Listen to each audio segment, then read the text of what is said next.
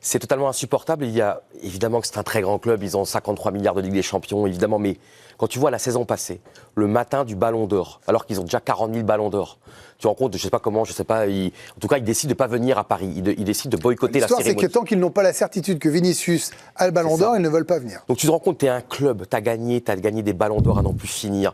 Tu dois beaucoup à l'histoire du Ballon d'Or, tu dois beaucoup aussi à ce trophée-là.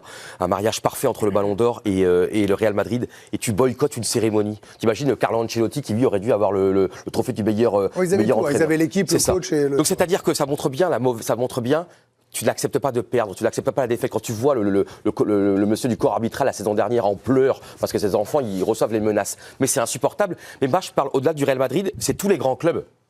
Quand tu vois, on parle de la remontada, l'immense erreur de l'arbitre. Il n'y aurait jamais dû avoir la remontada puisqu'il y avait une énorme erreur d'arbitrage. D'ailleurs, l'arbitre avait été suspendu ensuite, il n'avait pas arbitré pendant quelques semaines. Là, déjà aussi, c'était quelques années en Coupe d'Europe. Déjà, c'était honteux. C'est-à-dire déjà, on dit la remontada, mais déjà, c'était honteux. Le Paris Saint-Germain s'était fait voler aussi au Camp Nou, en dépit du scénario de fou dans les dernières minutes. On n'aurait même pas dû arriver dans ce scénario-là.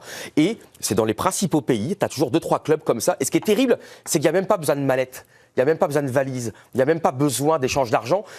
Et moi, ce qui est terrible, c'est que je veux bien un arbitre qui est paumé, qui pense à sa carrière, mais maintenant, il y a la VAR. C'est ça qui est fou. C'est qu'avant, tu pouvais te dire, bon, l'arbitre, il est seul. En plus, avant, il n'y avait pas la VAR, donc éventuellement, le hors-jeu, tu peux ne pas le voir.